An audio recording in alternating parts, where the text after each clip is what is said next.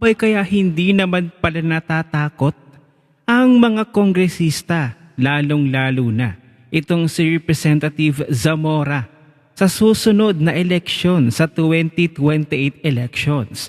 Abay usap-usapan na wala daw magaganap o mangyayaring 2028 elections. Paano nga pumutok ang balita na ito? Panoorin muna natin ang pagyayabang ni Representative Zamora na hindi siya natatakot sa 2028 elections kahit pa siya bumoto sa impeachment ni Vice President Sara. Hindi po ba kayo na nababahala na baka po mag-reflect sa susunod na eleksyon ng pagiging prosecutor ninyo ng impeachment trial, impeachment court? Hindi po kami nababahala. Mm-hmm. We are fulfilling our constitutional duty Ay, fulfilling. as House prosecutors, as congressmen, as representatives of our constituents. And lahat po kami ay nandito para lang ipakita Para? ebidensya laban sa Vice Presidente Arte mo, te? na kita naming may pagkakasala. Kaya nga po, Hmm? naglabas po tayo Nakita daw nila? ng articles of impeachment. May pagkakasala daw si VP Sara? Hindi po kami natatakot sa susunod na eleksyon Ah? dahil naniniwala po kami na makikita ng taong bayan ang ebidensya, and we believe that the senators themselves will see the evidence, and Oh. it is now incumbent upon the senators to fulfill their constitutional duties as well. Siyempre. Tapang no, tapang ni girl. Hindi daw siya natatakot sa susunod na eleksyon. Bakit nga ba? Ayon kasi sa isang political analyst na si Angelito Lito Banayo, kapag daw na-acquit si Vice President Sara sa kanyang impeachment na haharapin sa Senado, abay posible daw walang magiging eleksyon sa 2028. Heto pa ang balita mula sa Historia Channel. Kung ma-acquit si VP Sara sa Senado, posibleng walang eleksyon sa 2028 hanggang 2031. Ang pahayag ni Lito Banayo tungkol sa opsyong walang eleksyon sa 2028 ay isang kontrobersyal na senaryong pampolitika at hindi pa isang opisyal na desisyon ng pamahalaan. Ayon sa mga ulat, ibinahagi ng kilalang political strategist ang impormasyong ito sa kanyang column at sa isang panayam sa Billionaire News Channel. May mga usapan naman sa loob ng Kongreso na palawigin ang termino ng Pangulo, mga kongresista at mga senador na magtatapos sana sa 2028. Ang terminong pagpapalawig ay iniaalok di umano bilang sweetener o kapalit sa suporta ng mga mambabatas para sa impeachment laban kay Vice President Sara Duterte.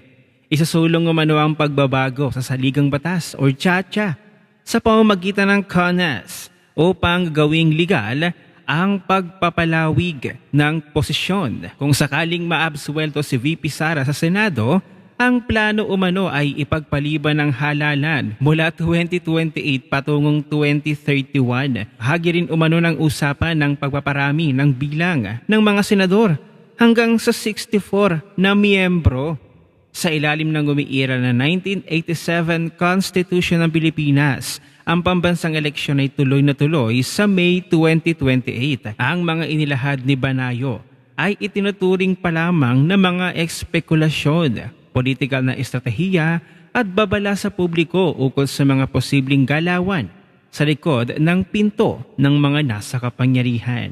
At dahil dito ay napakomento pa si Direk Daryl Yap, ang sabi niya, kaya pala sabi nung Zamora, hindi kami natatakot sa eleksyon, ay wala pala. Ayaw ng bayan.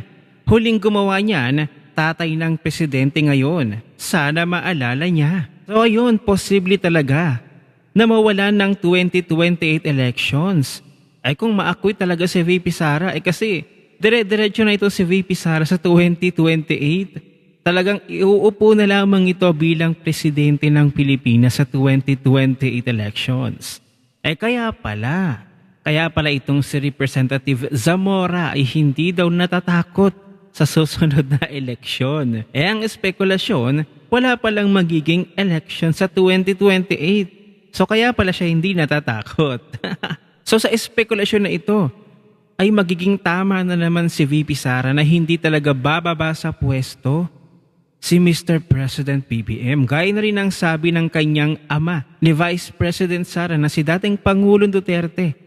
Walang balak bumaba sa pwesto si BBM. Ay gusto pa yatang magpahaba ng kanyang termino gaya ng kanyang tatay noon na mahigit 20 years yatang naupo bilang Pangulo ng Pilipinas.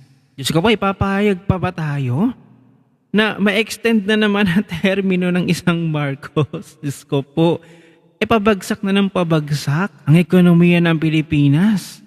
Kahit pagtakpan pa ni Auntie Claire at ng administrasyon na ito, hindi naman talaga maitatanggi. Ang gasolina nga ngayon ng crudo, Diyos ko, 92 pesos pataas na. Hindi man lang bumaba. Abay, tiba-tiba ang mga bumoto ng yes sa impeachment ni Vice President Sara, ang mga kongresista. Imaginein mo, ang sabi nga ng ibang mga politiko at ang sabi ng ibang mga kapwa nila kongresista, ang boboto daw ng yes ay magkakaroon ng maleta o ng kapalit na ₱1,000,000. Imaginein mo ha, nagkaroon ka na ng pera, tapos may term extension ka pa. Oh, tiba-tiba. O kaya napakalakas at dumami ang mga bumoto ng yes. Ang iba hindi na natakot na bumoto ng yes. Kasi syempre babawian sila ng mga Duterte supporters sa 2028 elections. Kaya pala hindi sila natakot na bumoto ng yes dahil may magaganap daw di umano na term extension ng mga kongresista. No wonder na marami talagang bumoto. At yung mga bumoto ng yes na hindi natin ine-expect, ay kaya pala siguro napaboto ng yes dahil sa term extension daw. Hindi naman nakapagtataka na ito na yung last option ng administrasyon na ito para sa 2028 kasi sa nakikita ko wala pang viable candidate si BBM sa 2028 elections. Wala pang makapag-challenge kay VP Sara sa 2028 elections. Kaya kapag na-acquit si VP Sara sa kanyang impeachment trial, ay ikakasana nila to.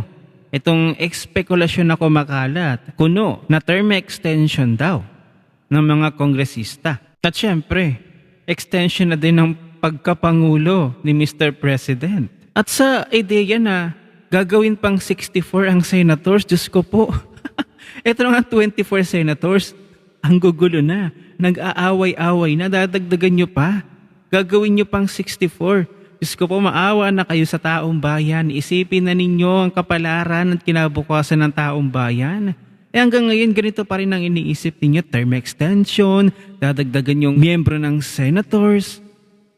Grabe yan, no?